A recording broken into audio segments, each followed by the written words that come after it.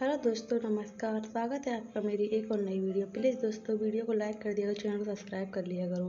Video अच्छी लगे तो कमेंट में बताया करो। अरे पगली मायका, भाभी से नहीं होता। सोनल की भाभी सोनल को 4 बार फ़ोन कर चुकी थी, पर सोनल फ़ोन ही रिसीव नहीं कर रही थी। बाद में जब सोनल किचन से बाहर आई तो देखा उसकी भाभी के 4 मिस कॉल हैं लगातार। यह देखकर वह घबरा गई, क्योंकि उसकी भाभी को पता होता है कि अगर सोनल 2 बार में फ़ोन नहीं उठाती तो इसका मतलब यही है कि वह अपने काम में व्यस्त है और या फिर फ़ोन से दूर है।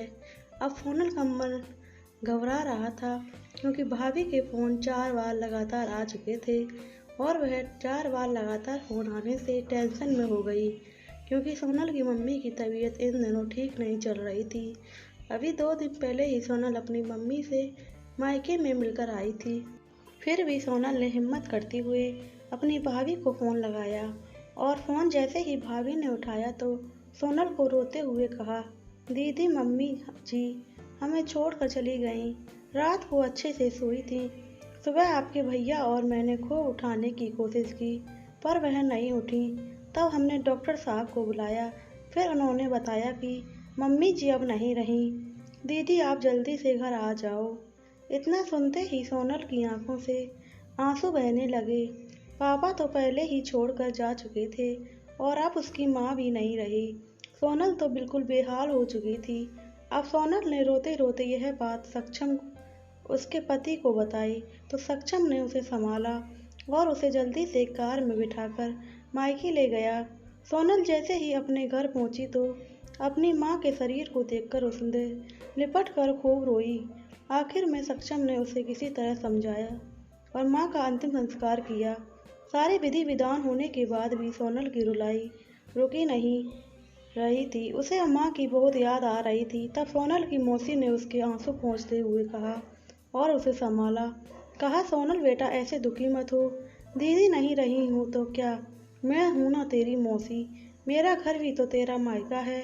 तेरा जब मन करे तब आ जाना अपनी मौसी के पास। वैसे कहते भी हैं तो ना कि मौसी मतलब माँ जैसी। बेटी मैं तेरा दर्द समझ सकती हूँ, क्योंकि तेरे पापा तो पहले ही तुझे छोड़कर जा चुके हैं और आज दीदी भी चली गई। कहते हैं ना कि माँ के जाने के बाद तो लड़कियों का मायका ही छूट जाता है। यह भाभी तो बस दुनिया को दिखाने के लिए नाम का रिश्ता होता है, क्योंकि मायका तो माँ से ही होता है। सोनल भी मन ही मन सोचने लगी कि शायद मौसी ठीक तो कह रही हैं, और वह मौसी से लिपट कर और ज़ोर ज़ोर से रोने लगी और कहने लगी, क्या मौसी मेरा भी मायका अब नहीं रहा। तभी सोनल की भाभी दूर बैठी दोनों की बातें सुन रही थी।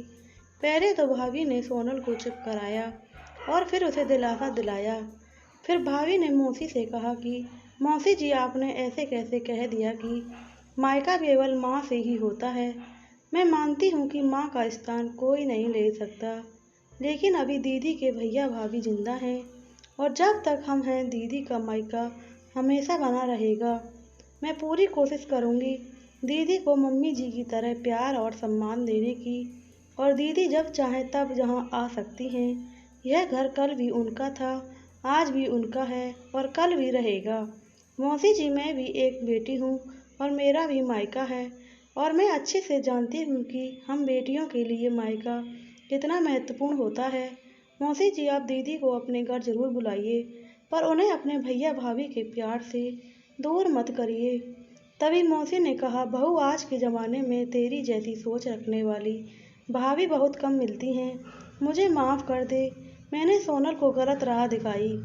तभी सोनल अपनी भाभी के गले लगकर रोई और बोली, भाभी आज आपने मुझे विश्वास दिला दिया कि भाभी भी माँ के समान होती है, और मैं संतुष्ट हूँ कि जब तक आप और भैया हो मेरा मायका सदा बना रहेगा।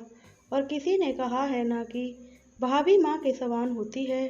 आज आपने मुझे इस बात का भी विश्वास दिला दिया। प्लीज़ दोस्तों वीडियो अच्छी लगी हो तो चैनल को सब्सक्राइब करें, वीडियो को लाइक करें और कमेंट में अपनी राय ज़रूर बताएं और शेयर करना बिल्कुल ना भूलें। जय श्री राम, राधे राधे, जय श्री कृष्ण।